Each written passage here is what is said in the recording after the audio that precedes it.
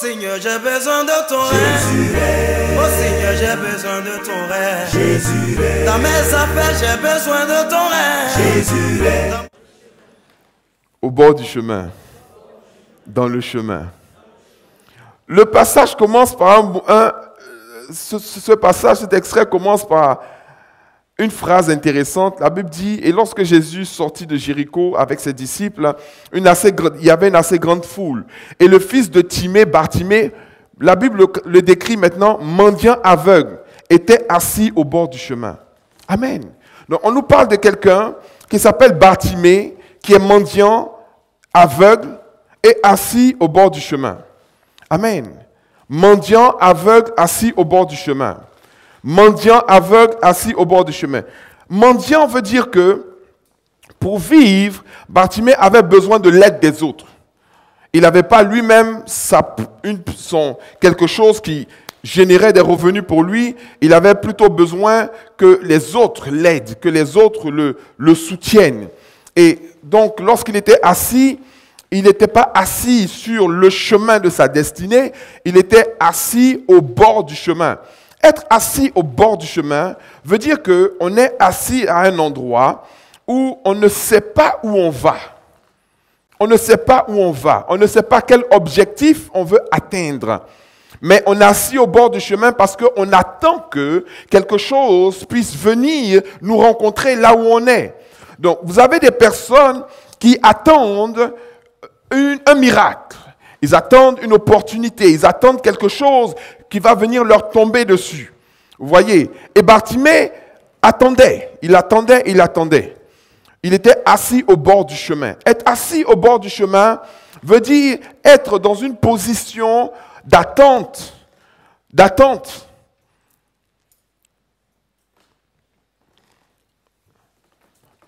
Maintenant, pendant qu'il attendait, donc un mendiant, son travail, c'est au bord du chemin. Pourquoi? Parce que c'est sur le chemin que les gens passent. Il y a des gens qui sont sur le chemin de leur destinée. Il y a des gens qui sont en train d'accomplir leur mission. Il y a des gens qui sont en train de réaliser des choses, de bâtir des entreprises, de réaliser des choses. Et quand ces gens passent ils passent sur le chemin, de temps en temps, ils voient des gens au bord du chemin. Et ils leur disent, bon, toi, viens m'aider. Bon, toi, tiens. Toi, j'ai besoin de toi. Toi, ceci. Et donc, il y a des personnes qui, eux, sont assis au bord du chemin et ils attendent les gens qui marchent sur le chemin. Oh my God. Les gens, c'est-à-dire qu'ils attendent les gens qui marchent sur le chemin. Et quand ils identifient quelqu'un qui marche sur le chemin, ils disent, ah, voilà, lui, certainement, il peut me donner quelque chose. Mais l'autre, il est en train de chercher quelque chose. Mais toi, tu attends quelqu'un qui cherche quelque chose pour que lui, il puisse te donner quelque chose. Donc, Bartimée, lui, c'est un mendiant aveugle assis au bord du chemin. Mendiant veut dire qu'il attend des autres. Aveugle veut dire qu'il ne voit pas. Donc, quelqu'un peut voir avec ses deux yeux, mais il ne peut pas voir d'opportunité. Il ne peut pas avoir des idées de faire quelque chose, de créer quelque chose, d'organiser quelque chose, de bâtir quelque chose. C'est comme s'il était aveugle. Arriver à se projeter dans l'avenir. Et maintenant, où est-ce qu'il est assis? Au bord du chemin. Ah, un jour, Dieu va me bénir. Un jour, Dieu va me bénir. Un jour, je serai riche. Un jour, j'aurai ma maison. Un jour, j'aurai ceci. Un jour, j'aurai ça. Oui, c'est bien. Un jour, tu auras. Mais comment? À quel moment est-ce que tu vas déclencher ce un jour? Parce que vous avez des gens qui attendent des choses. Vous avez des gens qui provoquent les choses. Qui provoquent. Bartimée, mendiant, aveugle, assis au bord du chemin. La Bible dit que dans cette attente et dans cette situation qui était quand même difficile pour lui, parce qu'il vivait de l'aide des autres, il n'avait pas de vision, il n'arrivait pas à se projeter. Aujourd'hui, les aveugles arrivent à faire beaucoup de choses, mais du temps de Bartimée, les aveugles ne pouvaient pas faire grand-chose. Mais il entendit quelque chose. Il entendit que Jésus de Nazareth était en train de passer. Et quand il a entendu Jésus en train de passer, il s'est dit, oh my God, aujourd'hui, ma vie peut changer. Je vais voir. Aujourd'hui, j'ai un objectif. J'ai entendu que Jésus passe, c'est une opportunité. Il faut que quelque chose se produise et que quelque chose se passe dans ma vie. Vous voyez, le fait d'avoir reçu cette information, vous savez, les informations sont très importantes. Parce que si vous n'avez pas la bonne information, vous allez toujours passer à côté des bonnes opportunités. Pour qu'il puisse réagir au passage de Jésus, il aurait fallu d'abord qu'il ait l'information que Jésus faisait des miracles et que Jésus avait déjà guéri des aveugles. L'autre information dont il avait besoin, c'était que Jésus est en train de passer. Parce que Jésus aurait pu passer sans que lui, Bartimée, ne soit au courant ou n'en soit informé. Dieu a fait par sa grâce et avec sa grâce que le bord du chemin où il était assis là, s'avérait être le chemin où allait passer Jésus. Oh my God. Sauf que ce Jésus qui passe n'est pas comme les autres personnes qui passent sur le chemin. Il est quelqu'un qui a la capacité à travers l'évangile de pouvoir changer et de pouvoir transformer la situation de quelqu'un. C'est ça l'évangile. La capacité de produire du changement. Amen. C'est pour ça qu'il a dit, le Saint-Esprit est sur moi, car il m'a oint pour annoncer une bonne nouvelle aux pauvres. Ça veut dire qu'il peut changer la situation du pauvre. Amen.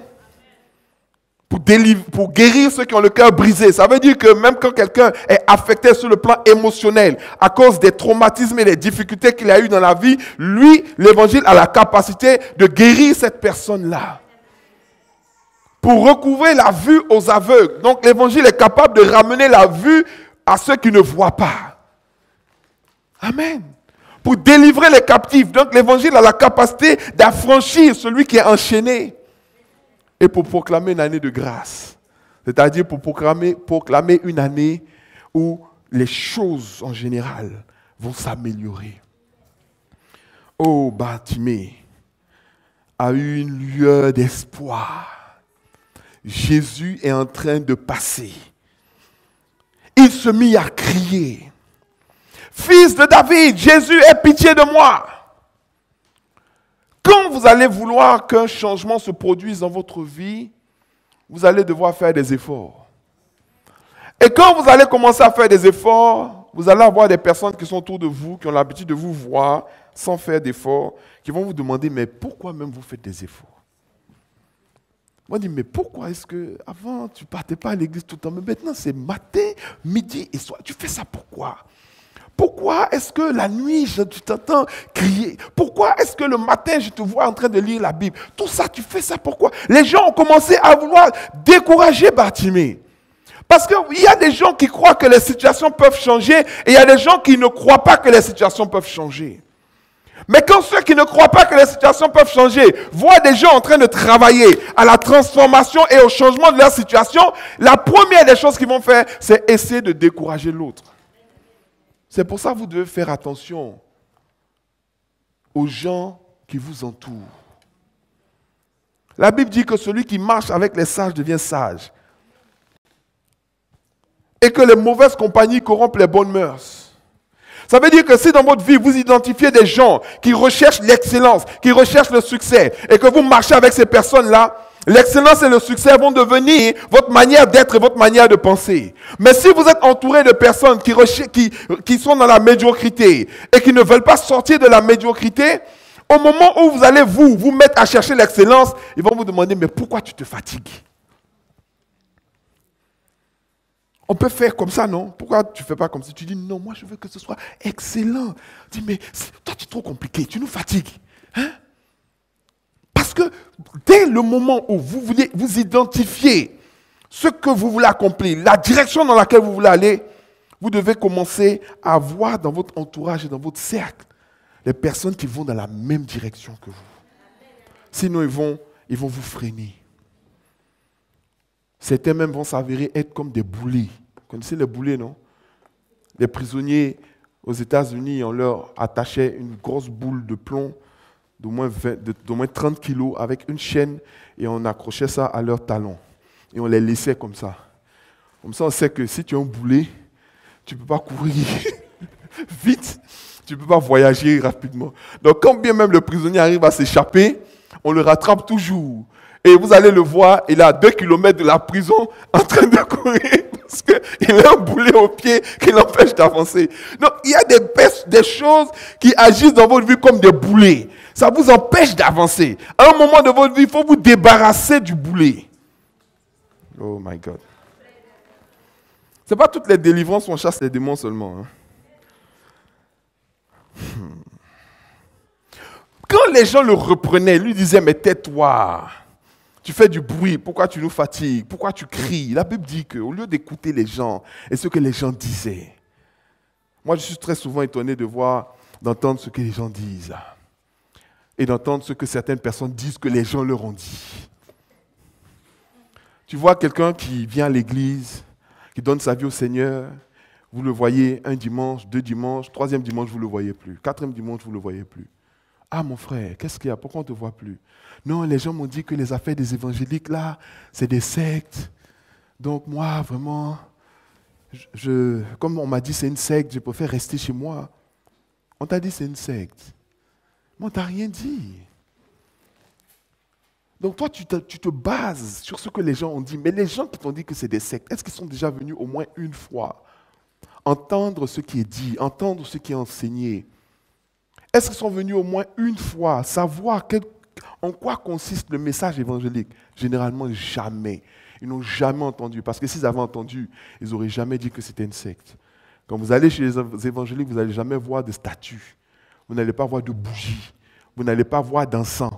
Vous n'allez pas voir de chapelet. Vous n'allez pas voir de signes de secte. Vous allez voir un environnement édulcoré de toute forme de choses qui peut nourrir la chair. Parce que l'accent est mis sur la parole. Et ceux qui mettent l'accent sur la parole ne peuvent pas être les sectes.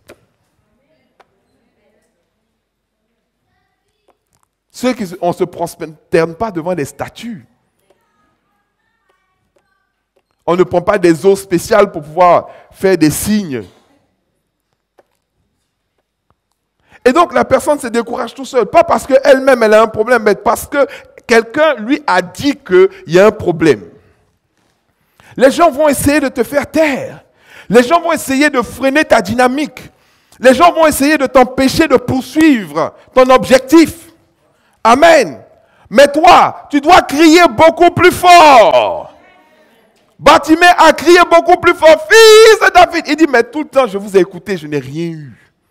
Aujourd'hui, j'ai une opportunité. Aujourd'hui, j'ai un objectif. Dis à ton voisin, objectif. Tu vois? Si tu veux que quelque chose change dans ta vie, il va falloir que tu commences à te fixer des objectifs. Bartimée avait un objectif. C'était de voir. Son objectif était que le miracle puisse s'opérer dans sa vie. Son objectif était que Jésus puisse intervenir en sa faveur. Il s'est fixé un objectif. Aujourd'hui, ma situation va changer. Amen. Et quand tu vas te fixer des objectifs, la première chose qui va se passer, c'est que on va commencer, toi-même déjà, tu vas commencer à te donner des excuses pour ne pas atteindre cet objectif. Et les gens vont essayer de te décourager par rapport aux objectifs que tu veux atteindre. Mais toi, tu dois garder ton objectif. Et tu dois continuer de poursuivre cet objectif. Amen. Il criait beaucoup plus fort. Fils de David, aie pitié de moi. La Bible dit, Jésus s'arrêta et dit, appelez-le. Appelez-le. Ils appelaient l'aveugle. On connaît son nom, mais on l'appelle l'aveugle. Pourquoi? Parce qu'on l'a caractérisé par son problème. Il y a des gens qu'on caractérise par leur problème. Le problème est tellement pesant dans leur vie que le problème finit des fois par devenir leur identité. Le problème n'est pas ton identité. Tu as une identité et tu as un problème. Et le problème là, il peut changer. Il a une solution. Il y a toujours une solution à un problème. Oh Seigneur, j'ai besoin de ton règne. Oh Seigneur, j'ai besoin de ton règne. Dans mes affaires, j'ai besoin de ton règne. Dans mon foyer, j'ai besoin de ton règne.